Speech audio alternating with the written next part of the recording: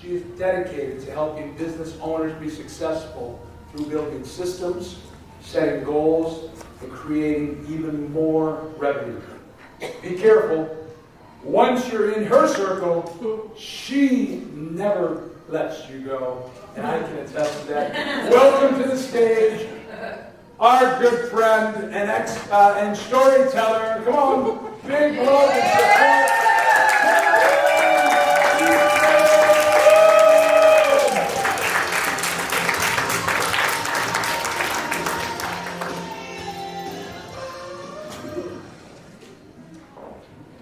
Everyone has a story. Some people were born with a silver spoon in their mouth, and they always seem to be the lucky ones. Others come from broken homes, been abused, cheated on, maybe gone bankrupt, had major physical problems. We all have had bad things happen to us, right? But also good.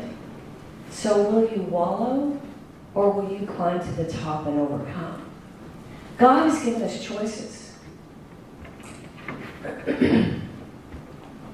We can't choose what happens to us, but we can certainly choose how we respond. Will you play the victim, or will you choose to find the positive? I call it conscious positivity.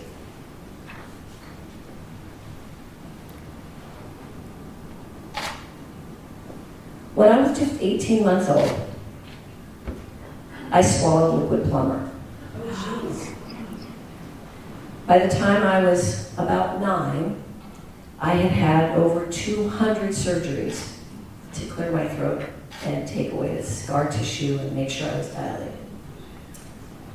I never knew anything was bad. When I went to the hospital, I had control of the whole floor. The nurses let me do whatever I want. I could have wheelchair races right in the hall. But when I was 9, my mom used to drive 450 miles to take me to Children's Hospital every 3 months in California. And we lived in a little tiny town in Nevada, and she found out that there was a doctor in Las Vegas that could do that same surgery and she wouldn't have to drive so far. It was only a 3-hour drive at that point. That doctor punctured my esophagus. I ended up in intensive care for 31 days. And I was in the hospital for another 30 days after that. Now I'll tell you what I remember. I remember my grandma and grandpa coming into the ICU and saying, when you come out of here, you're gonna get whatever you want. What would you want? Well, Nani, I want a blue bicycle with a white basket and pink flowers. And guess what I got? A blue bicycle with a white basket and pink flowers. I remember being in the room once I got out of the ICU, and there was a little girl in the bed next to me. I couldn't have anything by mouth for those 30 days, and of course I hadn't had anything by mouth for the previous 30 days. And I had already been in there for probably 2 weeks already. And that little girl, she had a 7-Up sitting on her table next to her bed with a little straw that went like that. Remember those straws? You don't see those much anymore. And I looked at that 7-Up. I hadn't had anything by mouth for like a month and a half. And I looked at the door, and I looked at that cup of 7-Up, and she was sleeping. And I looked at that door, and I looked at that 7-Up, and I finally got the courage to get up and go over to that table. And I took,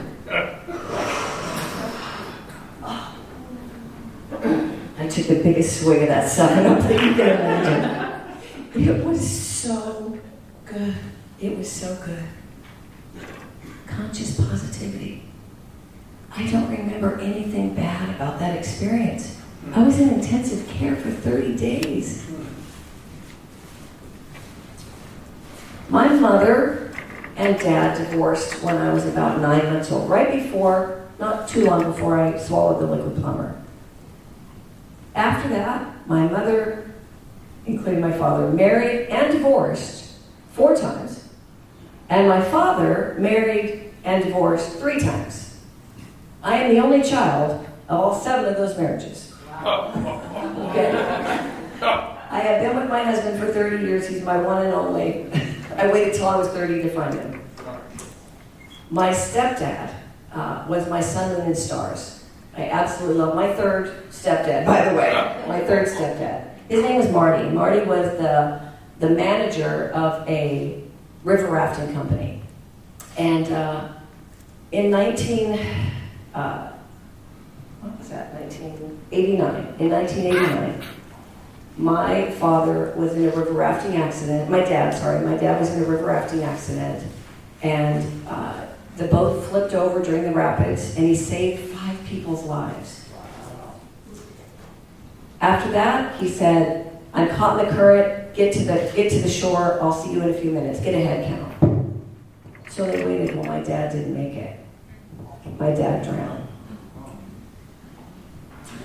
What I found out after he passed away, excuse me, was that he was an undiagnosed diabetic, and he was going to have his legs amputated after that season on the river. And my dad was an earth guy. My dad wasn't, he wouldn't have done well in a wheelchair. But, so for me, that was God's blessing, right? He saved those people's lives. He was put on this earth to do that. And so to me, I choose the positive. And so because my time is up, I want to, God bless you in your success, and I wish for you to always be consciously positive.